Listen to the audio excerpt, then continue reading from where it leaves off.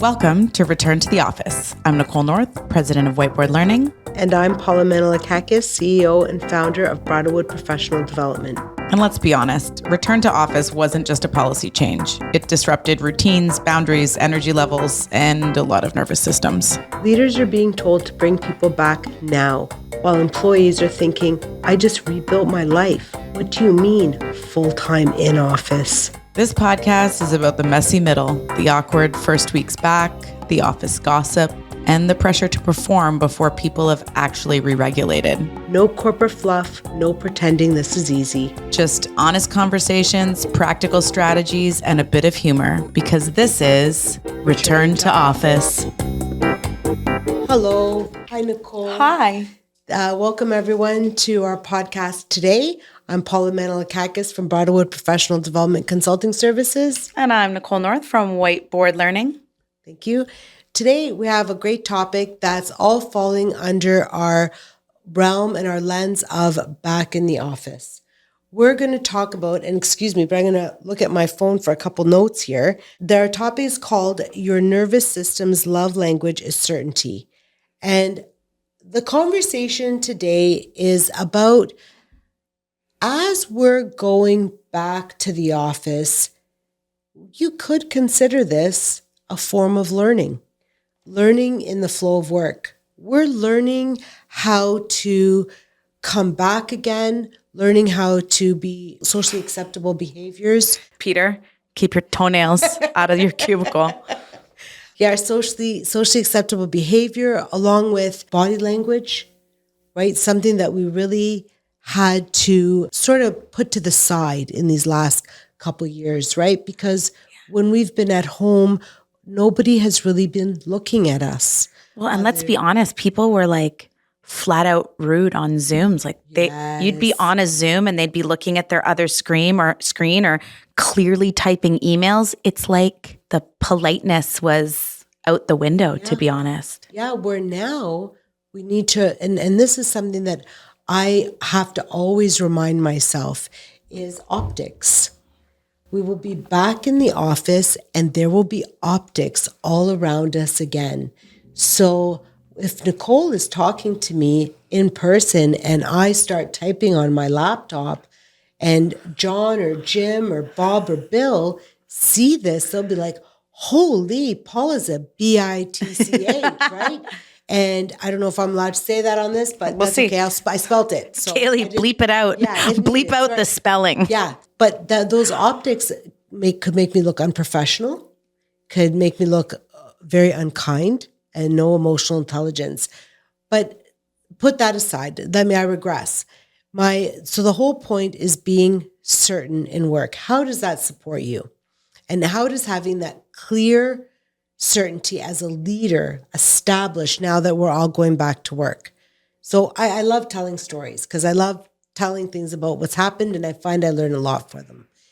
Before this whole COVID, back at home, this situation happened to me at work.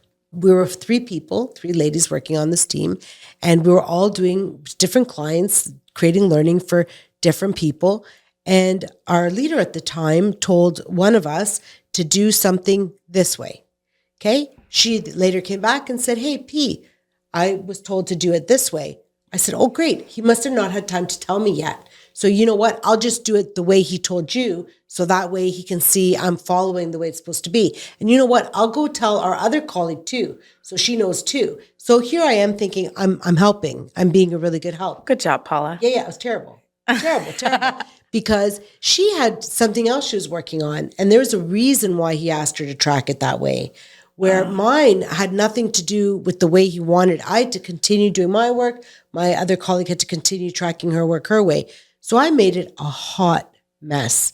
And there's all confusion, feelings were hurt, all because I felt like I needed to help, right? Because that's my way. I want to help. I want to show you that I'm a good employee. I want to be ahead of the ball. Like it's just that eagerness. Well, really, when you think about it, it wasn't really my fault, right? When you think about it, I shouldn't have done it, but maybe I should have. Well, why did I do it? Because I had a lot of time to think about this, because I even wrote it on a PMM or review that they did years later.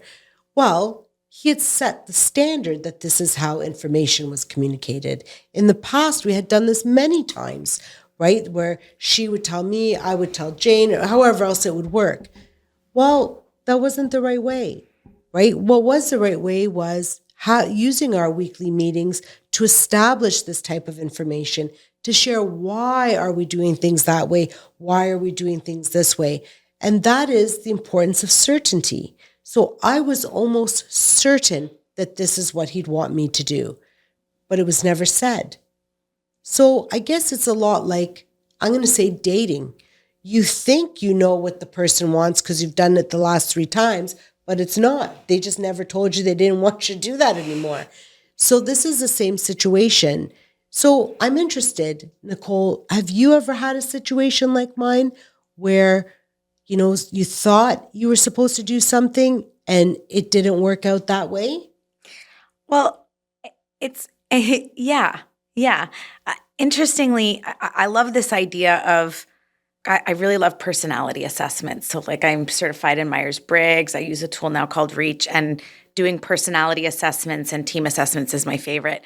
And one thing I very much learned about myself is that I love uncertainty. Oh, look My at that. personality, and in the Reach dynamic, we call that urgent, right? And so what that means is like, you want to give me a problem that needs to be solved by 5 p.m. today. I'm working in my prime. Mm-hmm. I'm working amazing. And the polar opposite personality style of me loves like clear expectations, no rushing, exact protocol, processes that are followed, repeated over and over again. Mm-hmm. To me, it's boring. I love unpredictability. I love solving a problem quickly and, using all those skills. That being said, despite that being my preference on a regular day, return to office, I'm going to say I might not have the nervous system That's right. to handle that. Because, sure, again, if I predictably walk downstairs to my home office Yes. with my candle and my coffee, nothing went wrong, my day goes perfectly, you give me a fire, I have the capacity to handle it. Yeah. But now after I've fought my way from Yes. Eglinton Station to wherever, elbowed my way through there, made it into the office where my shoe broke and something else happened and I spilt my coffee on myself and I don't have another outfit, and now you're going to give me a fire? I don't know if my nervous system can handle that. So I'm really thinking that in this realm of return to office, one of the best things that leaders can do is give a little certainty, a little predictability. Yes. Because I've got my nervous system dysregulated on 18 other That's right. fronts right now. I think that's like Yep. an Until interesting point. until your commute becomes a certainty, until those unpredictabilities become certainties, we need to ensure that when we're in the office, we can create some level of certainty. You're so right. Like I'm not saying managers need to say that commuting is something new and that forever you're going to have to be so gentle. But you're right. It's just reestablishing the baseline. Yeah. The predictability. Oh, here, my commute has what's that statistically called? Like a variability of plus or minus 20 minutes. Yeah, yeah. And that's going to take me a few weeks to refine that data. That's right. So that now I know, okay, I cannot leave past 7:21 a.m. Otherwise, there's no chance of me making it in. Right. I know that that's my buffer period. I know that I'll be within 15 minutes and I'll always be in before 9. Yeah. It just might take me a little time to get there. Yeah. So that you make very good points. And I love talking to you for that reason. Well, there's lots of reasons I love talking to you, but that's one of the many. So we need to be flexible yet certain all at the same time.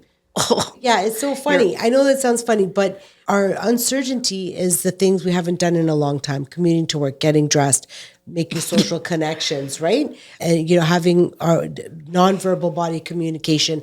Those are things that we're all starting to get back into the groove again. But what we can do to try and help that is create an office environment that has a bit of predictability to it.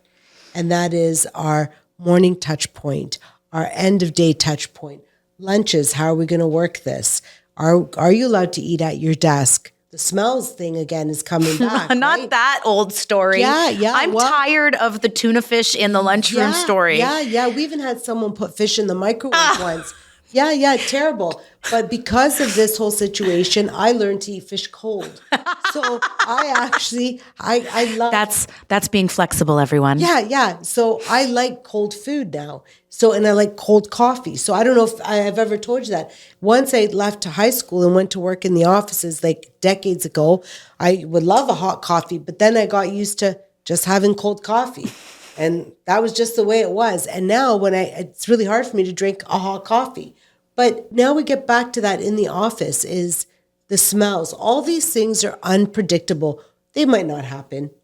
Honestly, it might not. They're definitely going to happen. All those people, all those people that they hired post-pandemic that have never had to deal with the smell of someone's microwaving salmon at 11:42 a.m. Well, they're going to learn real quick. There was a lady in my office years ago, pre-COVID. It was Friday noon, and she had like a really hot date on Friday night. So she was painting her nails. And do you know the smell, right? And you think, okay, what's the big deal? But for some reason, it's stuck, right? And I still laugh about it, right? She's like there, and it's like her hands are up. I'm like, how are you going to work now? I don't know. I didn't think that went through because we all had the keyboards then, right? We didn't have the touch screens, and I don't know. She didn't do it strategically.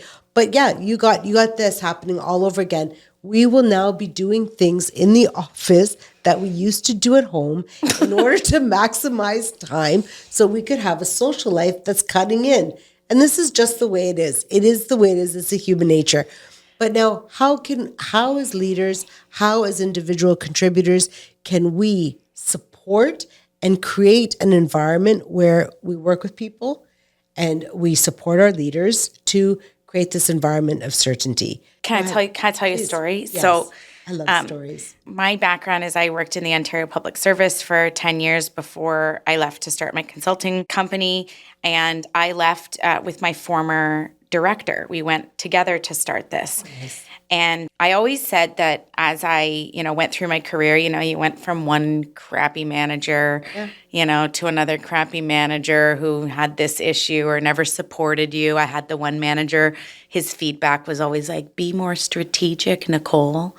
And I was like, I work in finance. It's like I'm reconciling a spreadsheet. I'd love to know how you'd like to make that strategic because I can't figure it out. Right? Or when I said, I'm really tired of doing finance. I would really like to do something more important. And he said, oh, you don't have a policy degree. You couldn't possibly do that. It's fine. His advice was actually go become a consultant, which I did. And so that ended up working out. But after that, I finally landed in one place that I called Rainbows and Unicorns. And this was with my former business partner. And it has been kind of like my life's work to take how she created an office environment and delivered it. And one of the things that I think speaks to this idea of certainty is I think so many managers try and be cool. They try and be cool. Like, I'm the cool mom. Mm-hmm. I'm the cool manager, right? Yeah. I'm a cool boss. Yeah. I don't care what you wear, what you do, but actually I do, and I'm stressed out about it, but I'm pretending. Yeah. So what I loved about this boss is that there was a firmness that existed. It was gentle firmness and clear expectations. Mm-hmm. So something I remember so clearly, one of the established ground rules was if your start time is 9 a.m., you're not still in the break room heating up your oatmeal, right, at 9 a.m. You are at your desk with this time my tower PC is logged in, right? Yeah. You're logged in and you are working at 9 a.m. And I thought that was really cool because it was kind of like this unspoken thing, like I used to see the Bobs of the world, like they finished, they're off the clock at 5, at 4:40, they're already buttoning up their jackets and shutting everything down, rerouting their printer. And she was very clear. your start time is 9 a.m. I want you at your desk sitting, working at 9 a.m., not in the coffee room, not chatting with Barbara, and definitely not clipping your toenails or painting your fingernails before your date. Yeah. But there was something about this setting of expectations creates certainty. And it was not mean. It was not micromanagey. It was not dictatorial in any way. It was just, these are my expectations of you. If your shift starts at 9 a.m., you are at your desk working at 9 a.m. Yep. Sometimes there was a funny thing. She had a particular irritation with people wearing flip-flops in the office. Sure. I think anybody. I mean, agreed. She said, go without saying, flip-flops are not office attire, That's right? It's dangerous too. You can fall. Yeah. It's a health and safety, right? But I think it was having the uncomfortable conversations To say it. because no one wants to be the bad guy. Yeah. Right? You don't want to tell Sarah that her thong sandals are not appropriate. Yeah. Right? And so I think, to me, if our nervous system's love language is certainty, Yeah.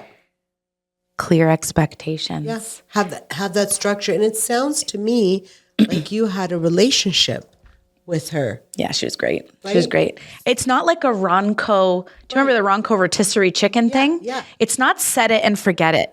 So It's funny. How set. do you remember that? I don't know, because I'm old. It's set the expectation Yeah. and follow up with it. Yeah. So, accountability is not a chicken. It's not set it and forget it. Right. It's set it and keep checking in on it. So if I say, I want you in at 9 and working at 9, and I see you making your oatmeal at 9:15, I'm going to have the conversation with you. It doesn't have to be scoldy or angry. It just got to say, hey, did you happen to catch my email last week where I was talking about being in and working at 9 a.m.? What's up today? Yeah. And that's it. What's up today? Yeah. And letting someone go, oh my gosh, you know what? Today's a one-off, the train, Yeah. the bus, whatever. Right, whatever and then it you was. go, okay, cool. Let's just keep an eye on it. Done. It does not have to be so confrontational. Mm-hmm. Set it, don't forget it. Yeah. That's my hot take. I think, though, I think we need to remember that this management style is obviously from a long time ago, right? The when you were in office. And I don't mean long as in years, but like. I mean, it was 20 years ago now. Yeah. So I think that we could incorporate into that same type of thing adult learning, like thinking about all the theorists and conversation and knowledge and skills that we've learned from just understanding, from motivating and understanding adults. Let's go to this 9 to 5 scenario. If you do see Bob packing up at 4:40 and the expectation is that they're there at 9 o'clock, because remember we talked about optics, right? If I have Bob as a leader leaving at 4:40 and I have Nicole staying till 5, it's only a matter of time before Nicole is going to be pissed off at Bob and Bob's going to be pissed off at Nicole, and I'm going to have a huge hot mess on my hands. Nicole's going to start packing up at 4:30, to be honest. There you go. She's This is petty like that. Right. Where this is though where we have the conversation and we set this expectation, this certainty is, what are your hours? Can you do 9 to 5? I can't, but I can do 8 to 4. All right, let's have that conversation. Everybody has the hour that works for them. I've created certainty with giving you the ability as an adult to be able to input. If I'm meeting the SLAs and the QAs and meeting the output that you need to meet while you're also staying motivated to be on time at 8 o'clock and at your desk because you can leave at 4, right? And that works for you, then let's do it. I think you make a great point, is that this is how we have a new rigid structure. Right. We can't offer the same flexibility that we did Correct. post-pandemic until now. So what flexibility can we offer within the system? That's right. Predictability, reliability, but also flexibility within the constraints of our system. Because I think that as a manager, that's all you can offer right now. Yeah. And working from home and even pre-working from in the office, pre-COVID, all those years ago, I think maybe The before times. the before times. Yeah. So I guess, before Oprah, after Oprah, like I always think of life like that, right? Yeah. Cause like Oprah totally opened my eyes to so many things and to the world. She changed the world basically with her level of emotional intelligence and helping us move through that. But we now, in the world that I had before COVID and after COVID, I was able to always work with my leader and discuss the hours and conversation. For those of you that have never been in an office before, because we have some new graduates that started work right at the beginning of COVID and they've been at home this whole time, right? You had that flexibility. I've been watching some of these young folks in office and their attire is questionable. Oh, we're going to talk about that one in another segment too. So, because that's the fashion, my favorite. So remember that it's different now working from home, working from the office, is that we don't have the same flexibility. However, you can still have that conversation to try and figure things out when needed. What are your hot tips, hot takes for giving consistency? So mine would be always establish your line of communication.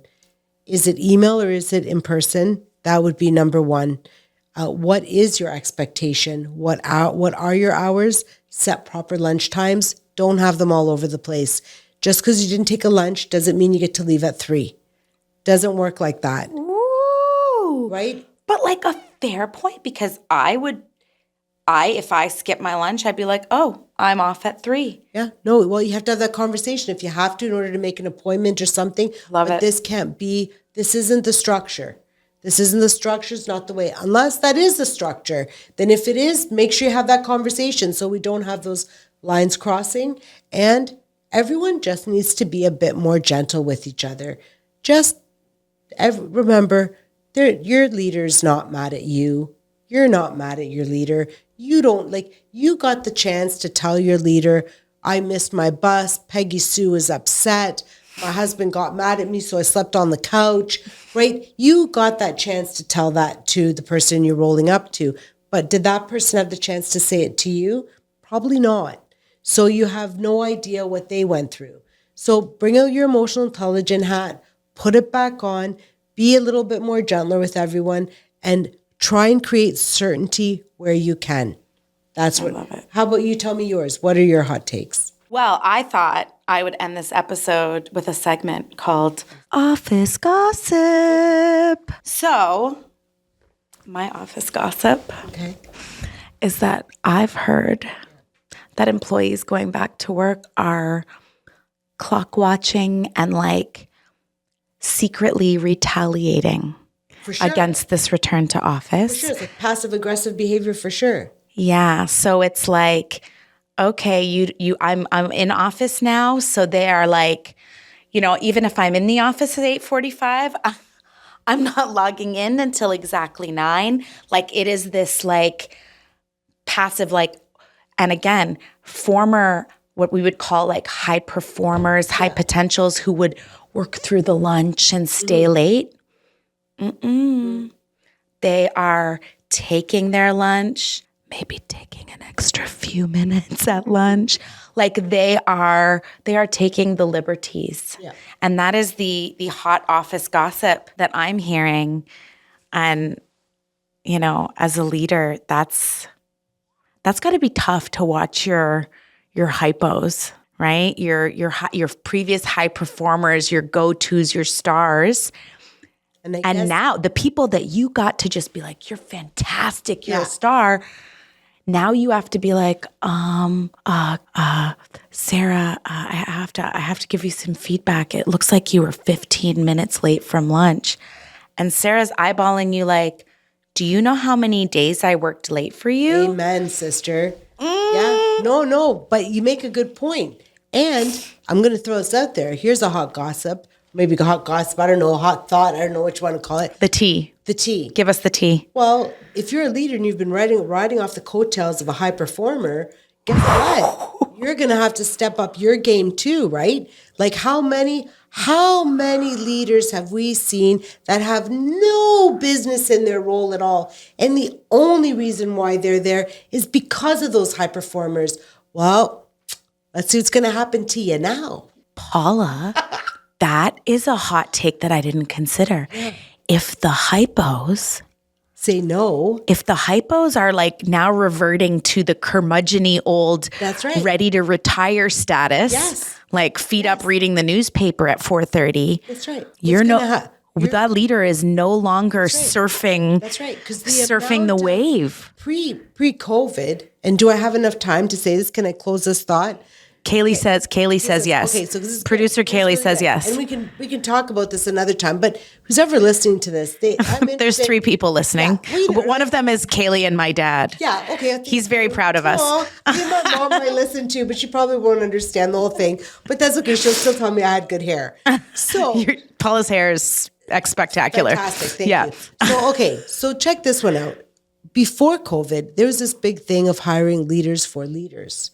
Not because they were subject matter experts, not because they were high performers. We really went away from this in the banking industry. Same in the Ontario Public Service. They did a huge shuffle where job descriptions for leaders were no longer technically specified. They were about your capacity to lead. It shouldn't matter what your technical capabilities are. So now let's see what's going to happen. If you don't know the work, your high performer saying, I'm out. I'm done. I'm out. I'm not. You can do the job you were paid for to do. Because I've been getting what I wanted, which is working from home, being able to, go to Costco at lunch, right? Let's just say, let's call spade, right? And now I'm coming in, and now you're doing all well. Yeah, I have to go to Costco at 5 p.m. now, so that's a whole new fight. There you go. Again, with my nervous system. Yeah, and then me and my husband are going to fight because I'm going to spend too much money there anyways. So no matter what I do, I need it, but I got to You're screwed either way. Yeah, it happens. So interesting. This is a really interesting revelation. But back to what we were originally talking about, but I love this. I love this conversation. Basically, try and create certainty in an uncertain world. Structure. If structure is not your disposition, like structure is not my disposition, it's not my natural default, you are going to have to flex that muscle right now. Because I think a little bit of higher structure and higher predictability, it's not control. I don't mean create structure to control people or to box them in. Yeah. Kaylee says I'm screaming into the mic. She's right. I like it though. She's right. I like it. But what we want to do is create structure to regulate people's nervous systems because it's the social jet lag, the nervous system, the stress is up here. And just like how when you're facilitating a classroom session and you have all the participants create ground rules, it's okay to have your team create those ground rules for your team too. So go back to the basics. Right? So just like we can manage our own behavior as leaders, bring your team together. This is an opportunity to come together, create some ground rules for your team, collective ground rules, march to them together, and be in that, learn in the flow of work, not being too rigid, but creating that type of flexibility and certainty that we need. Do you remember the old learning motto? Tell them what you're going to tell them, and then tell them what you told them. Yeah. So as a leader, tell them what to expect. That's right.